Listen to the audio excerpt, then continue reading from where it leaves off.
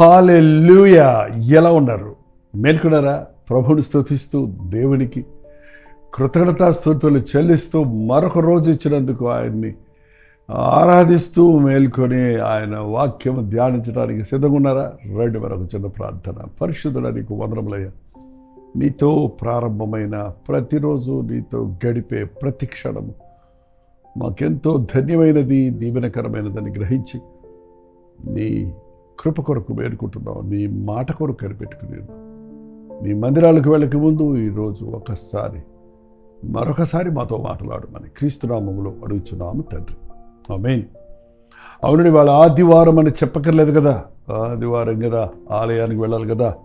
కాబట్టి ఒక క్లుప్తంగా ఒక చిన్న వాక్యాన్ని ధ్యానిద్దాం. మరి ఆదివారం మందిరాలకు వెళ్తున్నాం అంటున్నారు. పొద్దున్నుంచి అదేనంటే మేము సిద్ధపడుతున్నాం.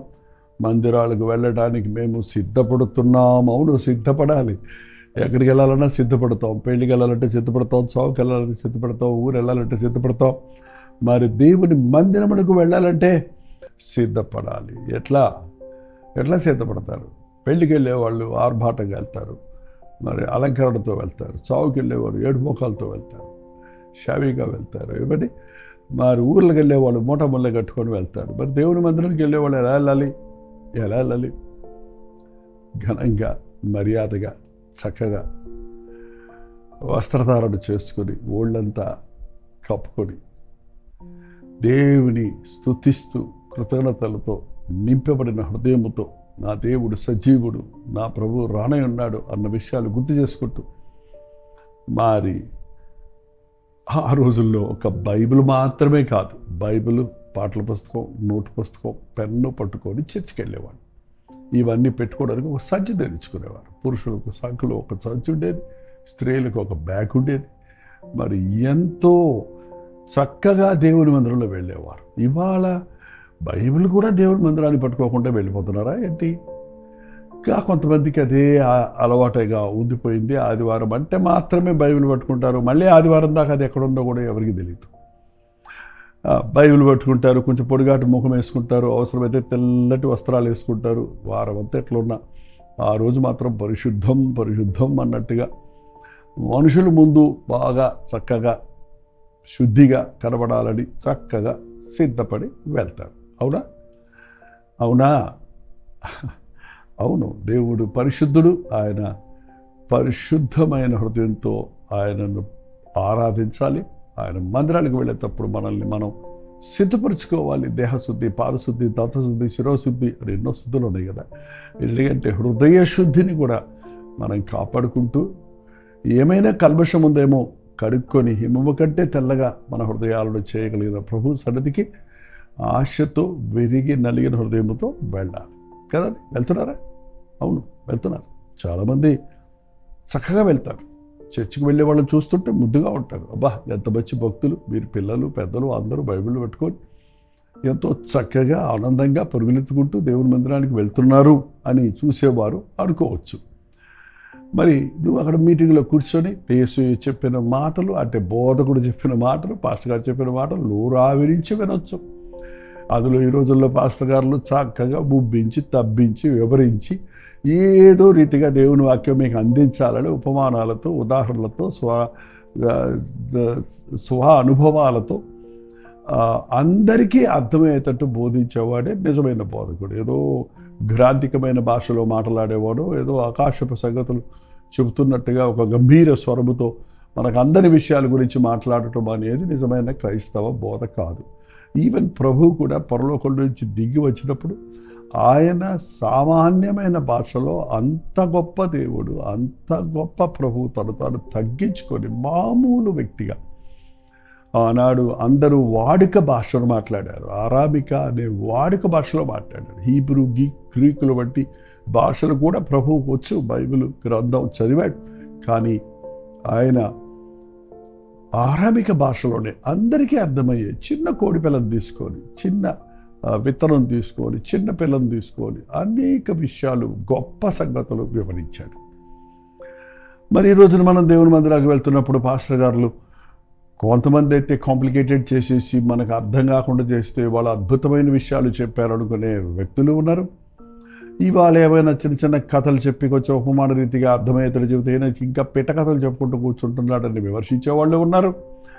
మరి ఎన్నో రీతులుగా పాస్టర్ గారి యొక్క బోధన గురించి, ఆయన వస్త్రధారణ గురించి, ఇంకా ఆయనలో ఏమీ పట్టుకోలేకపోతే ఆయన పిల్లలనో, ఆయన భార్యనో, మరో విషయాన్నో లేకపోతే ఆ సందర్భంగా మాట్లాడిన ఏదన్నా ఒక మాటనో పట్టుకొని ఇవాళ భలే ఆర్భాటం చేస్తున్నారు. వీళ్ళు వెళ్తారు చర్చికి. ఆనాడు పరిచయులు, శాస్త్రులు కూడా ప్రభు ఎక్కడ అద్భుతాలు చేస్తుంటే అక్కడికి వెళ్ళేవాళ్ళు. వీళ్ళు ఎందుకు? చూసి నేర్చుకుందామనా, విని మారదామనా, విని గ్రహించుకుందామనా? కాదు.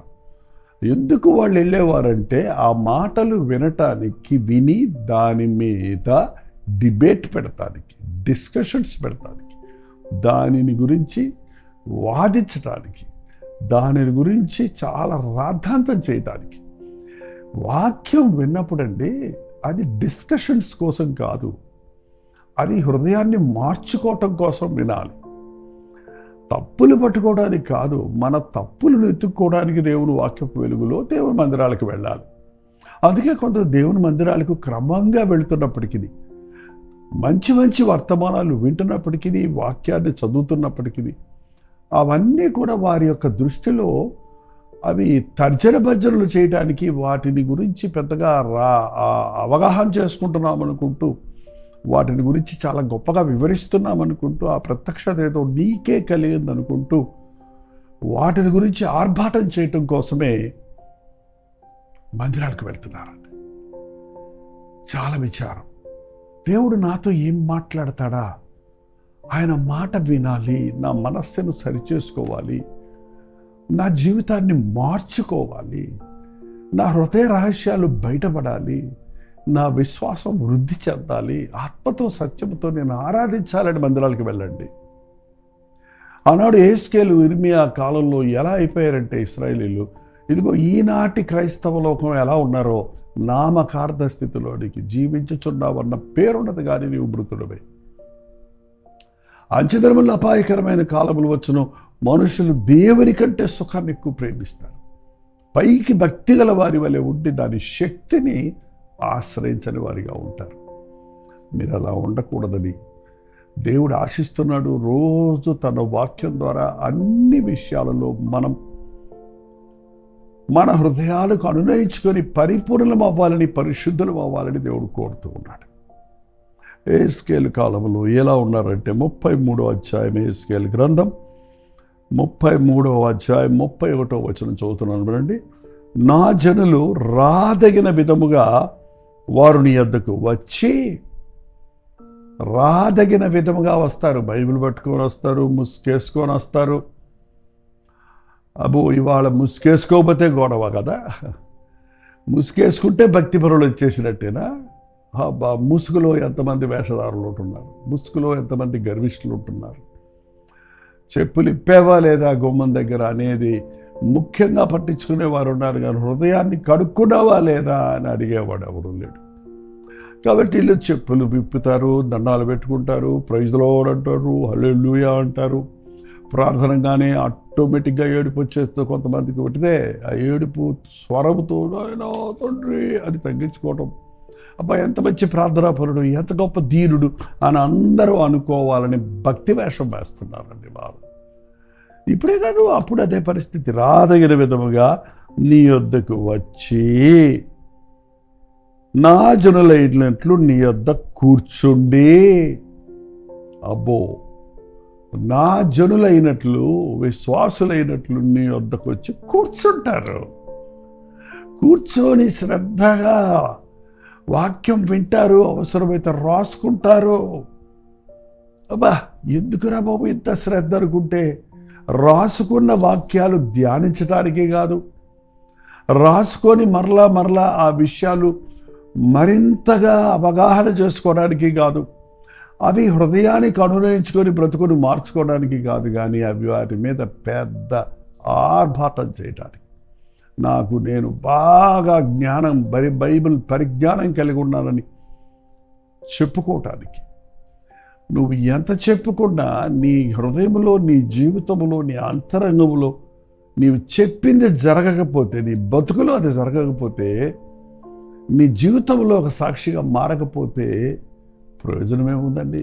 ఆదివారం మందిరానికి వెళ్ళాము అనేది ఒక విషయం కాదు, వెళ్ళి ఏం నేర్చుకున్నాము, ఈ ఆదివారం దేవుడు నాతో ఏం మాట్లాడాడు అని పరిశీలించుకోవాలి. నా జనులు రాదగినట్లుగా నీ దగ్గరకు వస్తారు, నీ జరిగినట్లు కూర్చుంటారు, నీ మాటలు విందురు, నువ్వు చెప్పిన ప్రసంగం గంట చెప్పినా అరగంట చెప్పినా వింటారు, కానీ వాటిని అనుసరించి ప్రవర్తించరు, వాటి ప్రకారంగా నడవరు. యూ వోంట్ అప్లై, వారి హృదయానికి అనునయించుకోరు. నాతోటే కదా దేవుడు మాట్లాడాడు, ఈ విషయంలో నేనే కదా సరలేను, ఈ విషయంలో నేను సరవ్వాలి కదా, నేను ముందుకెళ్ళాలి కదా, ఈ మాట నా కొరకే కదా, దేవుడు అన్నీ కదా పిలుస్తున్నాడు, అవునయ్యా నేను ఉన్నాను, నన్ను పంపు అని నేను అనాలి కదా అనే గ్రహింపు రాదండి, పశ్చాత్తాపం కలగదు, అనునయించుకోరు అసలు హృదయానికి. అదొక కథలాగా, కాలక్షేపంలాగా వింటారు కానీ దానిని అనుసరించి ప్రవర్తింపడం. వారు నోటితో ఎంతో ప్రేమ కనుపరుచుదురు కానీ నోటితోటి ఎక్కడలేని భక్తి అండి. అబ్బాబ్బాయిలో అయ్యగారు వందనాలు, అమ్మగారు వందనాలు, వాళ్ళబో ఆటోమేటిక్గా అయ్యగారంటే అమ్మగారు అనేస్తారు,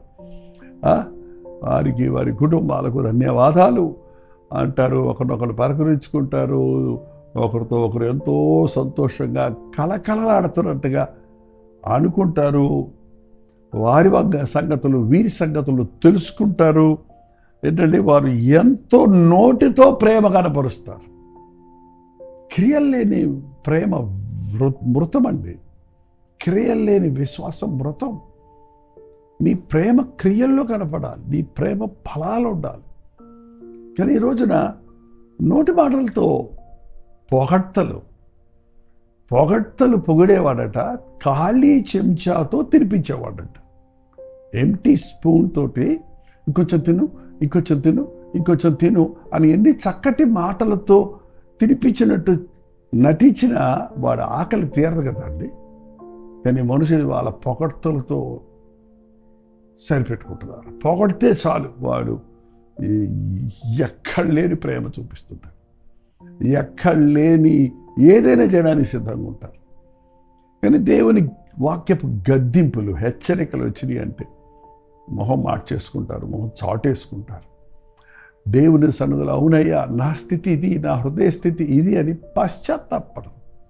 నోటి మాటతో వారు ప్రేమను కనపరుచుదురు కానీ వారి హృదయము లాభమును అపేక్షించుచున్నది. వాళ్ళ హృదయం ఎప్పుడు కూడా it is looking for the gain. ఈ లోకంలో ఏదో దీనివల్ల నాకు ఏ లాభం దొరుకుద్ది, పాస్టర్ గారి పక్కనే ఉంటే నాకు ఏమి దొరుకుతుంది, సేవకుని పక్కన ఫోటో దిగితే నాకు ఈ సేవకుడు బాగా తెలుసని నేను నా స్టేటస్ పెంచుకుంటాను, వాళ్ళందరూ పిక్చర్ తీసుకుంటామంటారు. వద్దంటే బాధ, తీసుకోమంటే గందరగోళం. ఏంటంటే కానీ ఎందుకు మనకేంటి లాభం కావాలి, నాకు ఏ లాభం వస్తుంది? ప్రపంచంలో ఎవరైనా సరే అండి లాభం లేనిది ఏది చేయడు. లాభం కోసమే వ్యాపారం చేస్తాడు, లాభం కోసమే సహాయం చేస్తున్నాడు. దేవుని బిడ్డలైన మనం లాభాన్ని కొడుకునేవారికి కాదు, నష్టపోవడానికి సిద్ధపడేవారికి. నా ప్రభు నేర్పించింది అది. నువ్వేమి నాకు ఇస్తావు అనేది కాదు, నేనేమి నీకు ఇవ్వగలనా అనేది నా యేసయ్య మాట. పుచ్చుకొనుట కంటే ఇచ్చుట ధన్యం అన్నాడు ప్రభు. కానీ ఈనాటి భక్తులు ఎంతసేపు ఎవరి దగ్గర ఏం గుంజుకోవాలి? సరే, ఇవాళ పాస్టర్లు విమర్శిస్తున్నారు, మంచిదే. ఒకవేళ అలాంటి పాస్టర్లు కూడా ఉన్నారేమో. పాస్టర్లు సంఘం దగ్గర ఏమి సంపాదించుకుందామా, ఎలా సంపాదించుకుందామా, వాళ్ళ దశం భాగాలు, వాళ్ళ కానుకలు ఎలా గుంజుకుందామా అని ప్రయత్నిస్తారని బోధిస్తున్నారు, ఉన్నారనుకుంటా అలాంటి వారు. కానీ అందరూ అలా లేరన్న సంగతి, అందుకొరకు సేవ చేసేవాడు అసలు పాస్టరే కాదన్న సంగతి మీరు గ్రహిస్తే చాలా బాగుంటుంది. ఏంటంటే ఇవాళ విశ్వాసులు కూడా, నేను అయ్యగారికి డబ్బులు ఇస్తే నాకు ప్రమోషన్ వస్తుంది, నాకు లాభం వస్తుంది, నాకు మేలు కలుగుద్ది అనే ఒక దురాశతో కానుకలు ఇచ్చేవాళ్ళు ఉన్నారండి. అటువంటి వారికి ఏ మేలు కలగదు. నీవు ఎన్ని ఇచ్చినా దేవుడికి కృతజ్ఞతాస్తుతులు చెల్లించకపోతే దేవుడు మెచ్చడండి. దేవుడు ఒక కార్యం నీకు జరిగించిన తర్వాత నీవు ఆయనకి ఇచ్చే కానుక ఒక బహుమానం, ఒక గిఫ్ట్. కానీ దేవుడు మేలు చేయకముందే ఒక కానుక ఇచ్చి నాకు మేలు చెయ్యి అని అడగటం దానికి దీనికి లంచం లాంటిది అన్నమాట. ఈ డబ్బు ముందే పెట్టేసి మాకు ఉద్యోగం చూడండి, మా అబ్బాయికి ఏదైనా సీటు చూడండి అంటే చూడండి, అట్లాగా నువ్వు ముందే ఏదో స్వలాభంతో నువ్వు ఒక మొక్కుబడి చేసుకొని లేక ఒక కానుకనిచ్చి దేవుడి ద్వారా మేలు పొందుదామనే వాళ్ళే ఉన్నారు. దేవుడి కొరకు నేను నష్టపోగలను. ప్రభు అన్నాడు, ఎవడైనా నన్ను వెంబడించకుండా తను తాను ఉపేక్షించుకోవాలి, తను సిలువెత్తుకొని అనుదినము నన్ను వెంబడించాలి. నీవు వారికి వాయిద్యం బాగుగా వాయించుచు మంచి స్వరము కలిగిన గాయకుడుగా ఉన్నావు. వారు నీ మాటలు విదురుగా వాటిని అనుసరించి నడుచుకొనరు. మంచి స్వరము కలిగిన వాయిద్యాలు వాయించే గాయకుడు పాటలు, క్రైస్తవ పాటలు ప్రపంచంలో ఏవి ఎగురుతున్నాయండి. వాళ్ళ హృదయంలోనికి చొరబడకుండా శరీర ఉద్రేకంతో నిండిపోయిన పాటల కొరకే పరుగులెడుతున్నారే కానీ పాటలలోని సారాన్ని గ్రహించి బ్రతుకును మార్చుకుందాం, దేవుని సన్నిధిలో అనుభవిద్దాం, ఆనందిద్దాం, హృదయంలో మార్పు కలిగినట్లుగా పశ్చాత్తాపడి ప్రార్థిద్దాం అన్నది లేదు. మందిరాలకు వెళ్ళినప్పుడు విరిగిన హృదయంతో వెళ్ళండి. నీవు మందిరంలోకి పోయినప్పుడు నీ ప్రవర్తన జాగ్రత్తగా చూసుకో. దేవుని సన్నిధి కొరకు మీరు వెళ్తున్నావు, దేవుని మాట కొరకు నువ్వు వెళ్తున్నావు, దేవా నాతో మాట్లాడు అని అడగండి. ప్రభువు చెప్పిన దాని ప్రకారంగా నడవడానికి, ఆయన వాక్యానుసారంగా బ్రతకడానికి, ఆయన కృప కోరుకొని, ఆయన సహాయం కోరుకొని బ్రతికి చూపించండి. అప్పుడు మీరు ధన్యులవుతారు. ప్రార్థన చేసుకుందాం. పరిశుద్ధుడ, ప్రేమగల తండ్రి, మరోసారి నీ పాదాల దగ్గరికి వస్తున్నామయ్యా. ఇంకో ఆదివారం మాకు ఇచ్చినందుకే వందనాలు. ఇంకో మందిరాలకు వెళ్తున్నాం, సిద్ధపడి వెళ్తున్నాం, బైబిల్ పట్టుకొని వెళ్తున్నాం, కానుక పట్టుకొని వెళ్తున్నాం, మేము కుటుంబంతో పాటు వెళ్తున్నామని చెప్పుకునేవారిగా కొందరు ఉన్నప్పటికీ తండ్రి, వారు మందిరములకు వెళ్ళినప్పుడు రాధగీలవేదంగా వెళ్ళి అక్కడ కూర్చొని ఆ పాటలు పాడి ఆ వాక్యాలు విని వాటిని మా మనసును పెట్టకుండా వాటిని హృదయానికి అనునయించుకోకుండా ఉన్నటువంటి ఈనాటి క్రైస్తవులను చూడు నాయన. అటువంటి పరిస్థితుల్లో మేముండగా విన్న మాటను ధ్యానించడానికి, విన్న వాక్యానుసారంగా జీవించడానికి నీ మందిరాలకు వెళ్ళే ప్రతి ఒక్కరికి సహాయం చేయమని క్రీస్తునామములో అడుగుచున్నాను తండ్రి. ఆమేన్. తండ్రి అయిన దేవుని యొక్క ప్రేమయు, కుమారుడైన క్రీస్తు యొక్క కృపయు, ఆదరణకర్త అయిన పరిశుద్ధాత్మ యొక్క సహవాసం కూడి వచ్చిన మనందరికీ ఇప్పుడును సదాకాలము తోడైండును గాక. ఆమేన్. దేవుని స్తోత్రం. మీ ప్రార్థన స్తోత్ర భారాలు 954041 నెంబర్కి, ఇతర దేశాల్లో ఉంటే 91001008 నెంబర్కి టెక్స్ట్ లేక వాయిస్ మెసేజ్ ద్వారా వాట్సాప్ పెట్టండి. Doctor Jaipal YouTube channel subscribe చేసుకోండి. లైక్ చేయటం, షేర్ చేయటం మర్చిపోకండి. భారభరితమైన పరిచయంలో మీరు పాలిభాగస్తులు ఉండాలంటే మీ విరాళాన్ని పంపించి ప్రభు మాకిచ్చే దీవెనలు మీరు కూడా పొందినట్లుగా ఈ పరిచయంలో పాలిభాగస్తులు అవ్వండి. ఉచితమైతే కల్వరి చర్చిలో జరిగేటువంటి ఆరాధన మీకు లింక్ ఇస్తున్నాం. మీరు కూడా మాతో పాటు ఆరాధనలో పాల్గొని ఆశీర్వదించబడండి. మొదటగా మీ చర్చెస్కి వెళ్ళండి. మీరు ఏ చర్చికి వెళ్ళని వాళ్ళైతే మొదటి నుంచి చూడండి, లేకపోతే చర్చికి వెళ్ళొచ్చిన తర్వాత మీ అనుకూలమైన సమయంలో వర్తమానాన్ని వినండి. అదే సమయంలో మధ్యాహ్నం 3 గంటల హెచ్చరిక, రాత్రి 9 గంటల కల్వరి ప్రతిధ్వని యాజ్ యూజువల్గా ఉంటాయి కాబట్టి మళ్ళీ కలుసుకుందాం. అంతవరకు దేవుని మహాకృప మీకు తోడైనది గాక.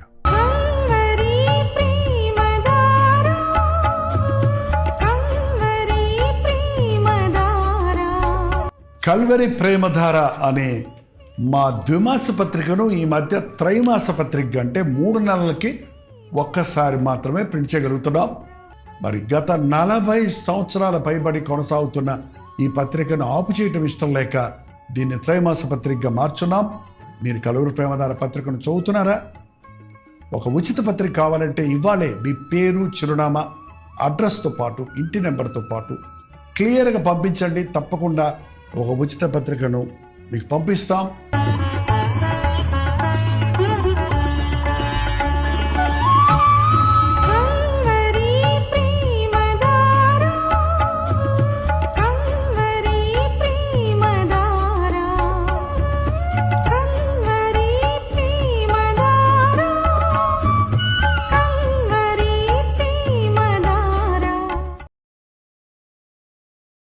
హల్లెలూయా.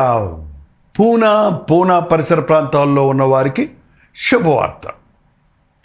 ప్రభుచిత్తమైతే ఈ జనవరి 26వ తారీఖు రిపబ్లిక్ డే సందర్భంగా హాలిడే ఉంది కనుక ప్రభు అయిన యేసుక్రీస్తు నామములో మనందరము కూడి ఆయన్ని ఆరాధించటానికి, ఆయన వాక్యాన్ని ధ్యానించటానికి ఒక ప్రత్యేకమైన గెట్ టుగెదర్ను పూనాలో జనవరి 26వ తారీఖున ఏర్పాటు చేస్తున్నాం.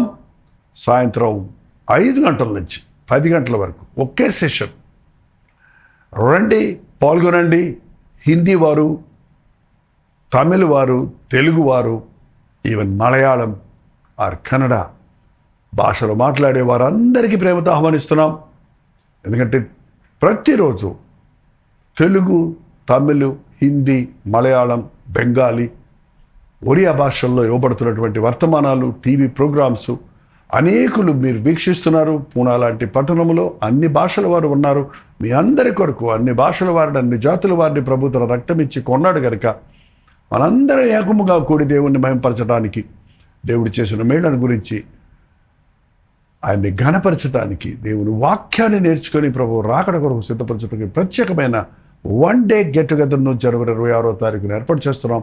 రండి, మీ స్నేహితుల్ని, బంధువుల్ని, ఫ్రెండ్స్ని కూడా ఆహ్వానించండి. మిమ్మల్ని వ్యక్తిగతంగా చూడటానికి, మీ కొరకు ప్రార్థించడానికి కూడా నేను సిద్ధంగా ఉంటాను. రండి, పాల్గొనండి, దైవాశీర్వాదాలు పొందండి. చిన్నగా గమనించండి, YMCA international centre, new Rastapeth, near quarter gate, Poona. మరిన్ని వివరాలు కావాలంటే ఈ కింద పడినటువంటి ఫోన్ నెంబర్కి మీరు కాల్ చేయొచ్చు, వాట్సాప్ మెసేజ్ పెట్టచ్చు. రండి, పాల్గొనండి, దైవాశీర్వాదాలు పొందండి.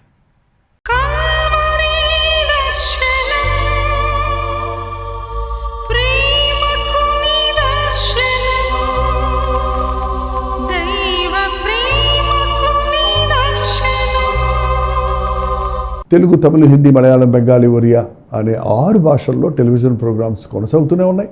భారభరితమైన పరిచయంలో మీరు సహకరించాలని ఆశిస్తే, ప్రభు మిమ్మల్ని ప్రేరేపిస్తే మీ విరాళాలు, కానుకలు వారికి మీరు పంపించవచ్చు. అవి నేరుగా టీవీ ఛానల్స్కి వెళ్తాయి. అందులో ఏది మేము మా సొంత ఖర్చుల కొరకు ముట్టుకోవటం లేదు, వేరే పరిచయ కొరకు ముట్టుకోవటం లేదు. టెలివిజన్ పరిచయలో ఇంకా సువార్త వినని వారికి అది అందించాలని ఆశతో ఒక 20 సంవత్సరాలుగా కొనసాగుతున్న పరిచయం కొరకు ప్రార్థించండి, మీ సహకారాన్ని అందించండి.